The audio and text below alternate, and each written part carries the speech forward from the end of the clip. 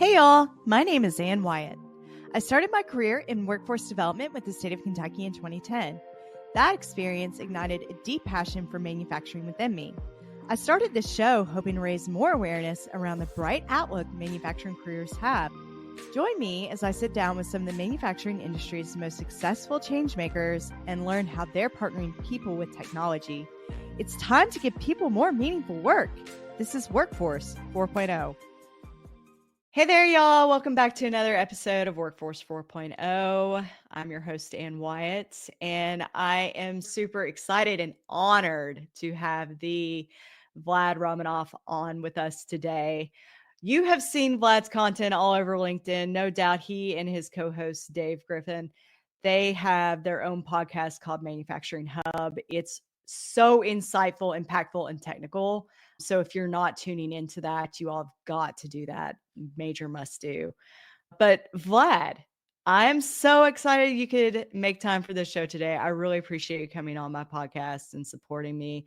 I want to give you the opportunity to introduce yourself for those out there that may not be as familiar with your amazing work.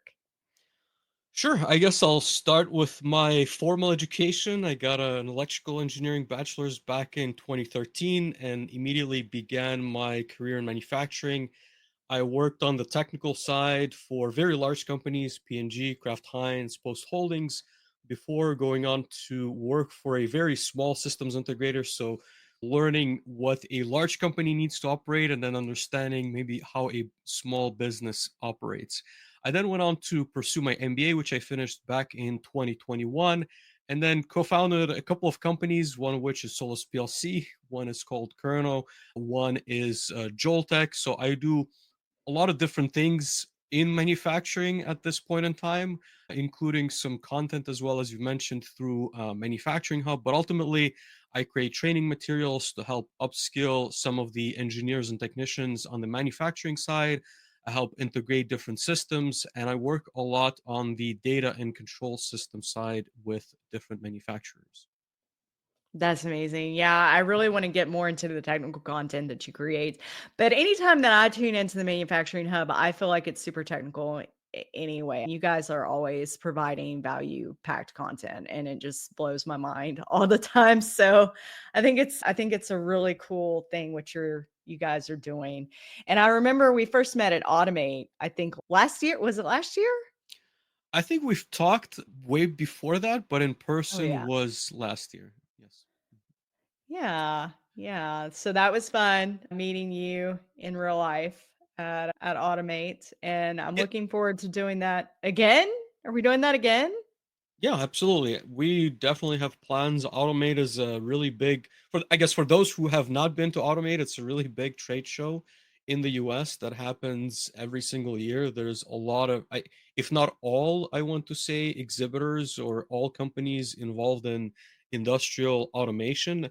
And so it's a great place to network, it's a great place to learn, it's a great place to meet like-minded individuals to if you're looking to progress your career or otherwise. So we'll definitely be there this year as well. Awesome. Oh, well, I'm looking forward to seeing you again. Yeah, absolutely. Very cool. Well, Vlad, there's always major events going on around these trade shows and events, and sometimes that involves karaoke. Sometimes. And I gotta know if we're out, like if we're at Automate this year and we're kicking it, what is gonna be your go-to karaoke song?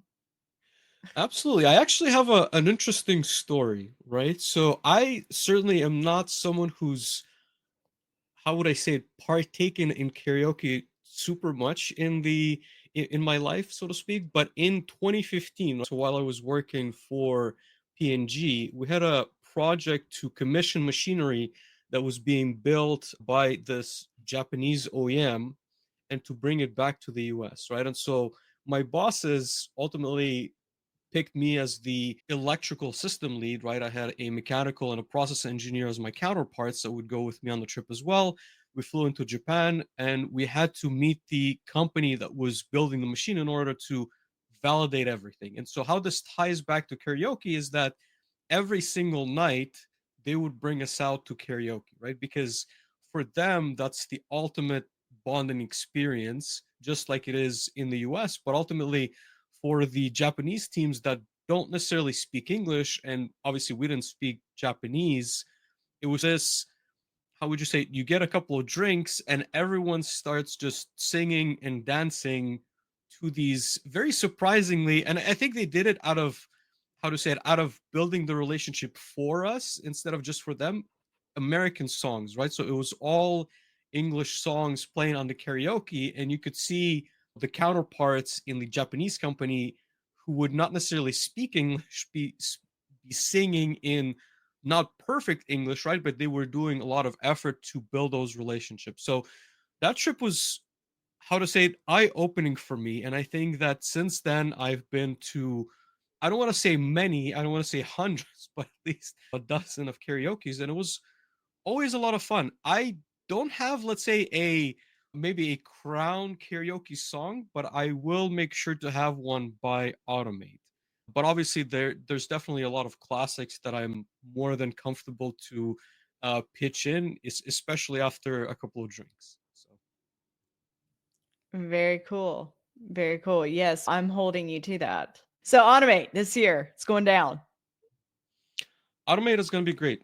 Yes, I think it's getting bigger and better every single year that we go there. I think there's a lot of our circles that are having a presence, so it's going to be great. It'll be a lot of fun for sure.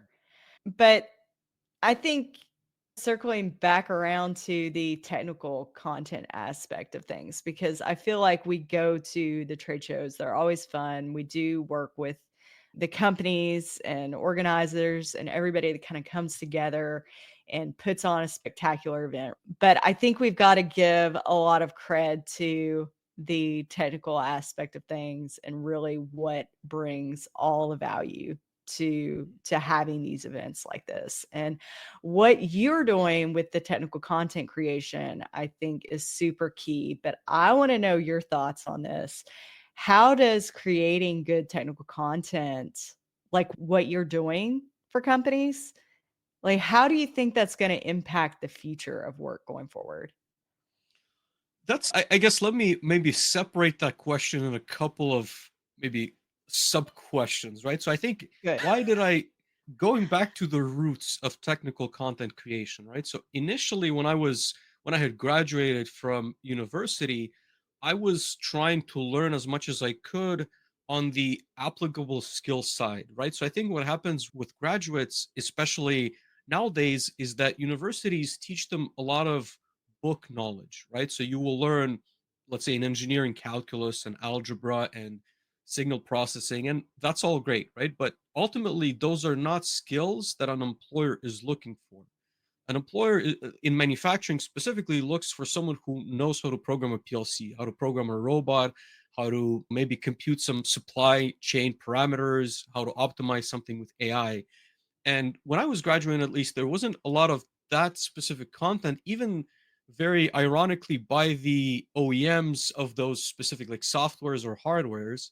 So I just started, to be honest with you, putting out videos on topics that I could not find and that I had spent hours going through data sheets. And if you've been through engineering data sheets, you know how daunting and boring they could be. Oh yeah. To be honest with you, not even creating something like revolutionary, but just, hey, here's this 100-page document.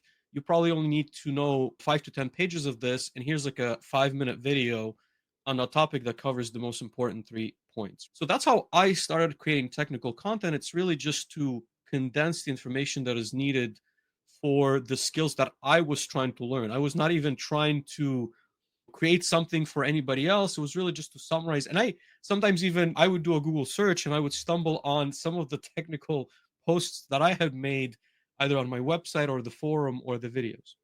Now, how does it impact the workforce? I think that different companies are realizing that people, first of all, learn in different ways more and more.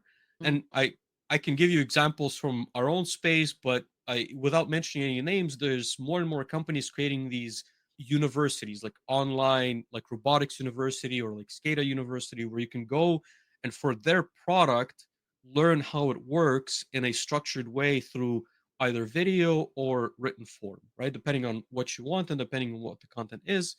So, long story short, I think that it's becoming more and more mainstream to have a lot more technical coverage in different formats for these different companies. So, I just continue on that same path. I think that to, again, maybe reflect on myself a little bit, I think that content can be either entertaining or informative. And I tend to be the guy who thinks of myself as the informative person rather than the more entertaining one. So I tend to lean into my strength, which is to provide value through, again, digesting some of this technical information and then creating content around it. Yeah. No, very cool. I think there's a huge need for that. And I think we see that. I don't know if have you been on X lately? I'm here and there on X. I follow what happens there, but not very closely. I think depending on who you follow, it becomes I don't know, a strange amalgamation of posts. If that makes sense. Yeah. Yeah. So my X feed, I get a lot of drone activity right now. There's a lot about drones. I don't know. Okay. But I have managed to find like a couple of accounts that are just really super informative and really impactful. I think there's like a huge conversation about CAD recently. But I'm liking some of that content more than I'm liking the LinkedIn content at this point. Interesting. I Yeah. I go back and forth on X. So yeah, so LinkedIn in the last couple of weeks has also become weird. I don't know if you've seen this phenomenon where everything's 3 weeks old. But then I go on Yes. X, and maybe it's because I've not curated my stuff enough that I'm getting a lot of, I don't know, people asking for work or people like doing like some web development stuff. So maybe I need to, I don't know, I go back and forth on X every quarter or so. I set myself a goal. Hey, I'm going to spend a bit more time trying to figure it out, but I've not, let's say, gotten the value that I was hoping to. Yeah, life happens, right? You're like, Yeah, okay, I'm gonna do more on social media, but I don't really. Social media doesn't necessarily equate to in real life gains, but yeah, I think that's really interesting, the kind of content that you create, and thank you for sharing those stories with us as well. As far as like your own career, because you have a master's degree, yes, but you are a degreed electrical engineer. And I think you're involved in so many different things, which is amazing. I think you're a great resource for that. But when you go back and you look at your career and all the things that you've accumulated experience wise, what's something that you look at and you're like, man, I wish I would have known that sooner? yeah, I've certainly reflected on that quite a bit, right? Because I've jumped ship more than once, and I've certainly looked back and thought, hey, maybe that was not the right move at that time. Obviously, I think dwelling on things is never a positive emotion, but I would say that the biggest lesson, right? And people tell you this, I think, throughout your life. You never really realize it until you go through it yourself, but your network is your net worth, I think is the saying, right? But ultimately, to bring this back to my earlier career days, I think I was put in a position in a very large company where I think I should have explored a lot of opportunities with different individuals and different departments and like networked with people a lot more before making the decision to move on. So I was, how would I say it? I was put in a position where I didn't necessarily like I didn't necessarily like where my career trajectory was going, so I decided to make a shift. But I think looking back, I could have spoken to the right individuals and I could have pushed to make the right decisions that would have benefited me a lot more, right? So it's talking to the people within your network, but also talking and not being afraid to ask for introductions, right? Hey, I'm looking for some advice on making a move XYZ. Would you know someone who could help me maybe understand those nuances? So networking, but also I guess like taking reins for your own destiny, so to speak. So Mhm. networking and pushing yourself to be accountable for where things are going. Absolutely. Yeah, I'm a huge fan of accountability. Yeah, I think as a young professional, you've got to really be in tune with that too. If you've got to hold yourself super accountable, and really those around you accountable, because I think your network is your net worth. And I know that's like such cringe recruiter advice, right? I get that all the time. Oh, that's just cringe recruiter advice. But I think if you look at your network and you look internally and you think, okay, I know this person does this, maybe they have some insights on this. And I've found that it really never hurts to ask. Absolutely. So yeah, really developing your network and honing in on that is excellent career advice. Was there And I like think, a yep. certain was there like a certain situation that you were in, or were there like markers? Because I think a lot of people stay in a position when they're unhappy, like for way too long sometimes. And I see that in recruiting. And I think if we were a little bit more self-aware of that, it'd be easier to create like an exit strategy. But what do you think? What are some markers that you Yeah, and I was notice? exactly, and I was gonna like comment on that same point, right? Because we can get more granular about this whole like network is your net worth. I think in reality, this can boil down to something like, let's say, the relationship with your immediate supervisor or boss, right? Ultimately, I guess my realization as a young employee was that they're not going to always be in charge of pushing you forward, right? Sometimes it's up to you to take the reins and say, hey, you know what, I would like to be in this position come next year, right? Or I would like to maybe take an assignment. And again, depending on the size of the company, of course, I would like to take an assignment in a different, it could be factory, it could be headquarters, whatever that may be, or a completely different vertical, right? So I think my point is less network just for like finance sake, but also you can network and understand like where opportunities lie in terms of projects, in terms of different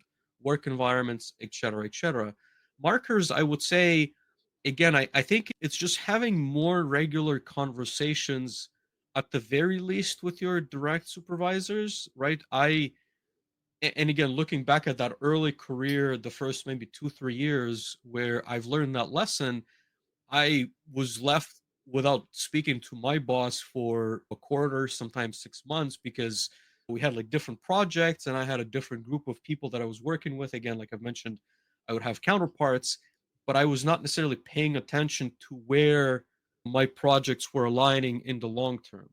Does that make sense? So that's where I think It the does. maybe yeah, that's where the disgruntlement maybe starts to creep in, where like on the short term you have things figured out, but long term you're like, I don't know if that's where I really want things to go, if that makes sense. That does make sense. Thank you. I think that resonates with a lot of folks out there, Yeah. for sure. And it's For difficult sure. decisions, right? I get this question from some people that would ask me, hey, you know what? I'm an engineer. I'm unhappy with ABC. Should I leave the job and start looking for something else? And I'm like, look, I don't know if I would do that again if I was back in my shoes. There's a lot of nuances to that. So I think it's important to sit down and reflect. And I don't think you'll learn that skill until you've maybe matured enough, if that makes sense. Or at least speaking for myself, I think it took me some time to learn that skill, like how to reflect on where I'm at, and maybe the things are not as bad, or could be better if I speak to those people, right? As I mentioned, you can talk to people within the organization, understand a little bit better what could it be, what the next steps are, et cetera, et cetera. Yeah, absolutely. I think that comes along with professional development and personal development and all of those things. And that can be a challenge that you just gotta grow through, if that makes sense. Absolutely. But speaking of some challenges, you work on a lot of technical heavy stuff, like stuff that I couldn't even imagine to, to try. But in your experience with your career, you've had to have come across your fair share of challenges and overcoming those challenges, especially for your client base, I would imagine. And just out of curiosity, and I don't know if that's something you really want to share today, but what's one of the most challenging things that you've worked on?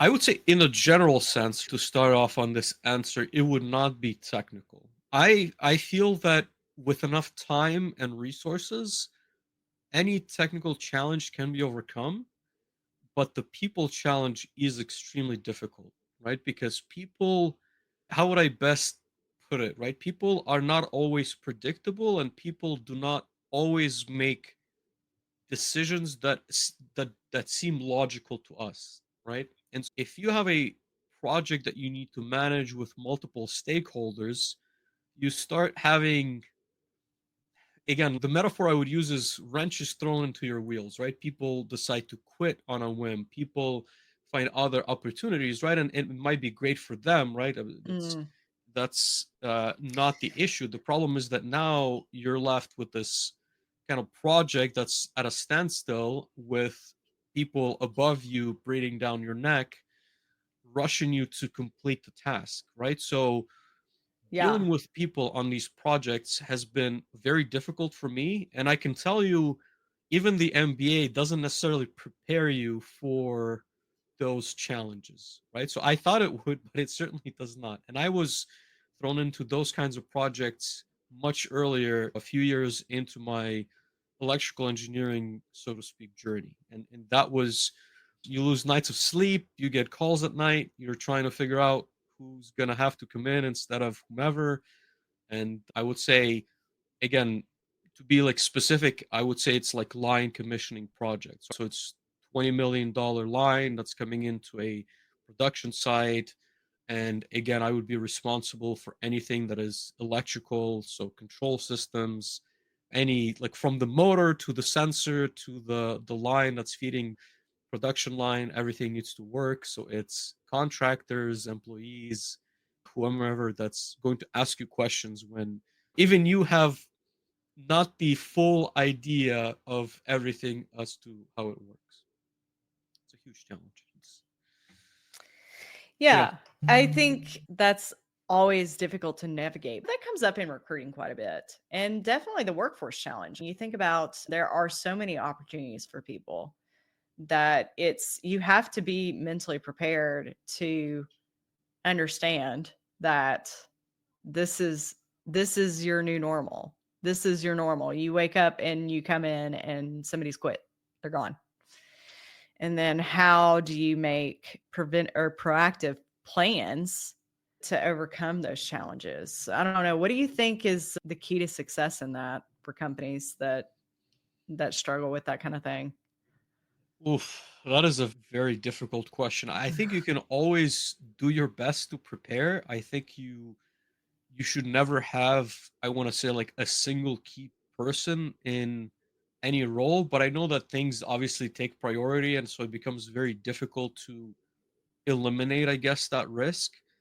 But there's always, in my opinion, there's always room for negotiation as well. I think that people, despite despite moving on or despite doing things that seem illogical, I think they're always trying to do their best, right? You just need to understand what drives them and try to negotiate. Hey, if you're going to quit, could you at least help us finish this project? Can you stay on a contract basis?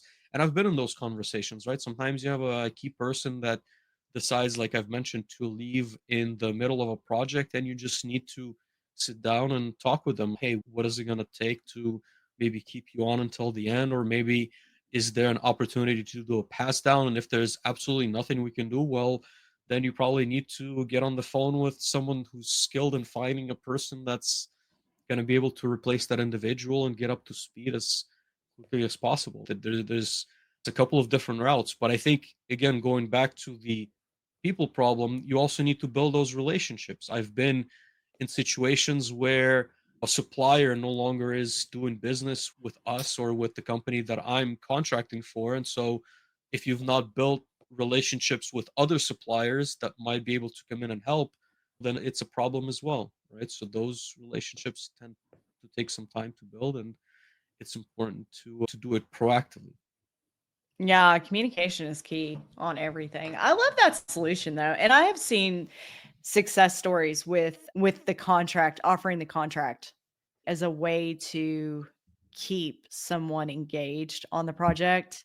And I feel that's a win opportunity for everyone. Of course, I'm going to sit here and say, "Ah, you should just get on the phone and call me and I'll take care of that." In reality, offering a contract or extending some sort of solution like that is an absolute win for you, the business, and probably that employee. So I like that idea a lot.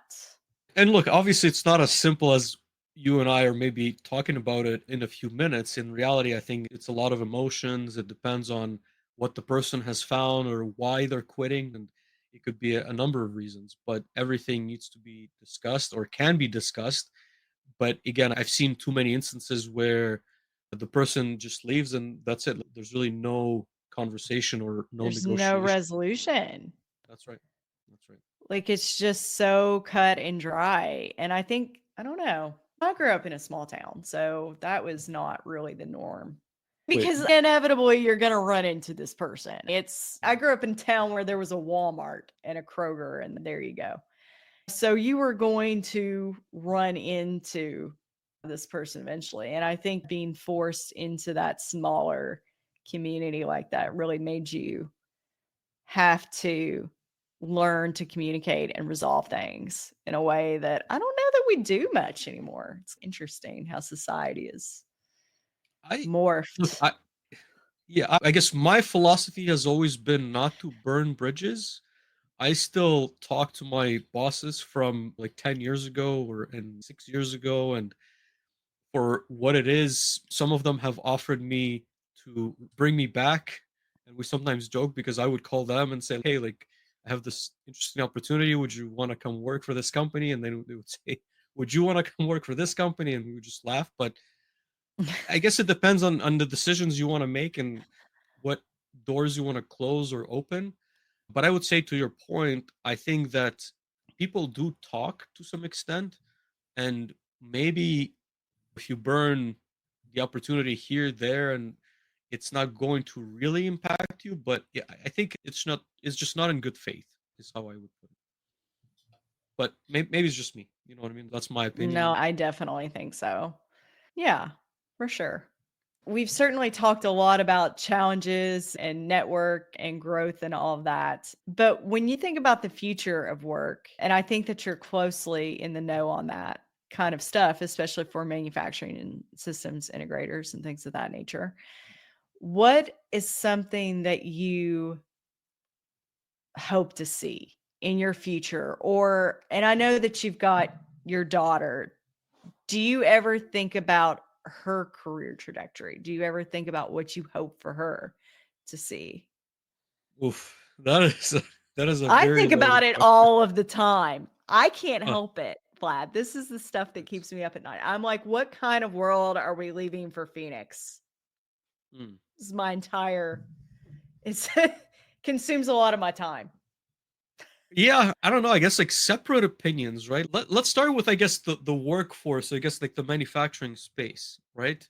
So my opinion is that I think short term, I think that things will get worse, right? Like I've talked to many individuals and I Mm, guess I see how things are going on the plant floors.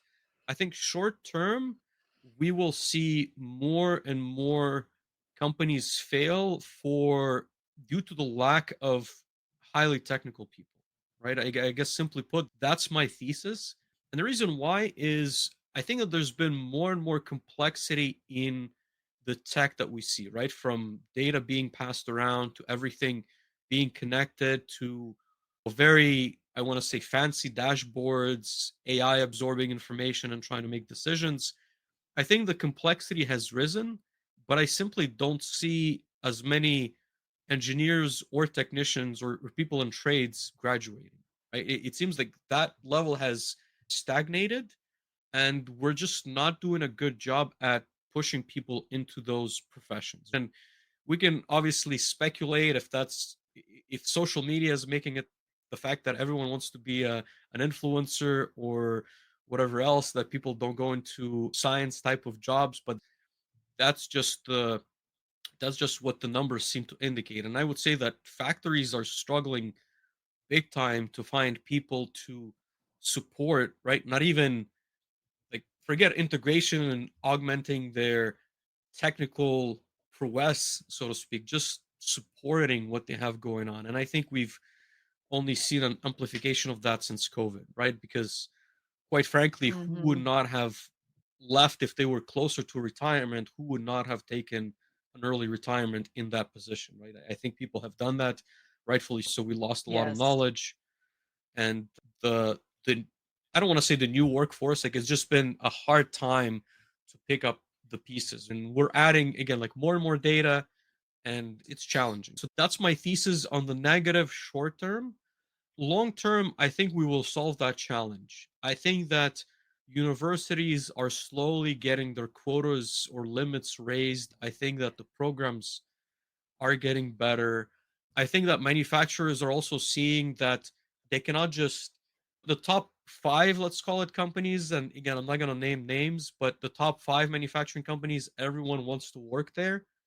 But if you're not the top five, you cannot just wait and try to poach engineers, technicians, or whomever from those companies. You need to be a bit more proactive at the high school level, at the college level, at the university level, right? So there's more and more, like I see at the university here, there's now like a supply chain program because of the shortages that we've seen. There's now more emphasis on robotics, right? So I think those Mm-hmm. challenges, but again, that machine and the education system, it's like a slow moving wheel that's going to take Oh, yeah. hopefully like 5 to 10 years.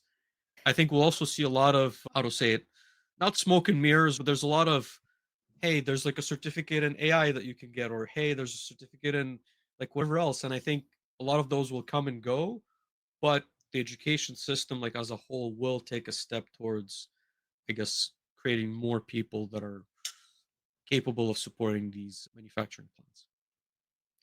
Yeah, I think education has come so long in the last ten years. I don't know how we could complain. Honestly, I think the educational providers have really gotten it together. And I know several different examples of programs that are in place now that exist that did not exist 10 years ago. And I think that they're doing the best that they can. And I think that has a lot to do with companies stepping up and saying, hey, we need this Yep. and we need that. And this is the type of training that we're going to need in the next 10 years. So for the companies that did that, I feel like you're definitely getting your value add there. I hope they feel heard from that for sure. As What do you far say? I as guess I'm curious. What's your opinion on that? my opinion on what I would like to see for the future or what I think we can do as What do you far see with the as what do you see with the clients, right? Are they experiencing a lot of oh, shortages? Are they seeing maybe a return of the normal, or are they still struggling? oh yeah, What does the future look still struggling. I think in the world of talent acquisition, we're having a really hard time. I had a really interesting conversation, like LinkedIn comments type thing a couple of weeks ago, like right before Christmas. Somebody had posted on LinkedIn something about, dear candidates, stop applying for jobs that you're not qualified for. And it was the CEO of a company or somebody in executive leadership. So I commented on the post because I saw maybe some of the folks that were in our manufacturing community there on LinkedIn had commented. And I just raised the point that I said, people are going to people. People are going to apply for things. A large part of that is because they don't know what they're applying for in the first place. A second part of that is maybe they have dreams and aspirations of doing this, but they have no idea how to get there. And if you're really serious about having people come work for your company that are technically aligned with what your process is, you have to be the one that goes and gets them. So shifting that mindset still is crazy to me. Like, you're spending $75 a day on a LinkedIn job board. Just blows my mind with no like? That's what it results. costs. Yeah. It just really blows my mind that we're not changing our mindset from passive inside sales to outbound sales model in recruiting. And that's the way you make placements.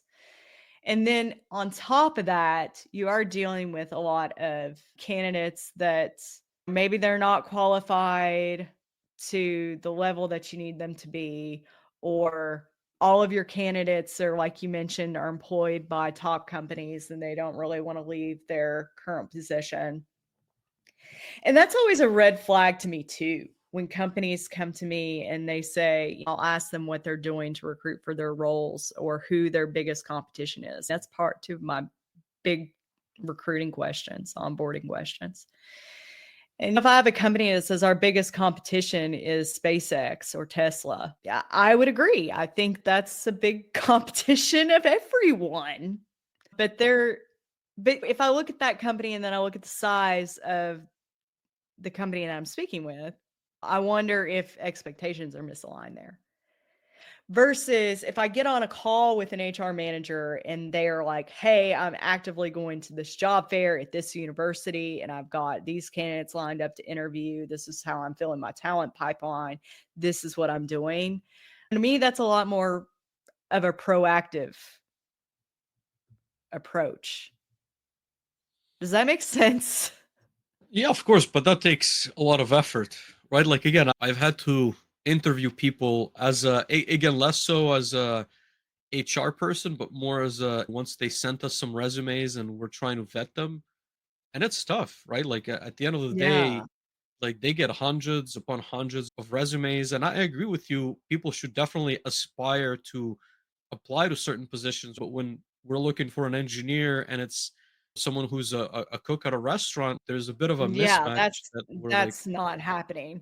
Exactly. But it's tough, right? Because you have to sit through all those resumes and understand what they've done. And you obviously, ultimately, you want to give people the benefit of the doubt because you need them, but you also understand you're not going to find the perfect individual. But at some point, you need to have someone. And look, I've been in companies where we've had an open position for 2 years, right? And it was quite apparent, right? They were obviously not willing to pay as much as they probably should have. And they were very not necessarily selective, but they were looking for someone who's matching the criteria of an entire engineering team, and it becomes frustrating, right? Because then it's like a snowball effect. If you don't fill a key position, then the entire team needs to feel the pressure of that because they're filling in, and then someone else says, "I'm tired of this. I'm going to go somewhere else." And so Mhm. it's just not a good thing for anyone. Yes, but I think it's the current atmosphere I'm feeling almost every factory that I go to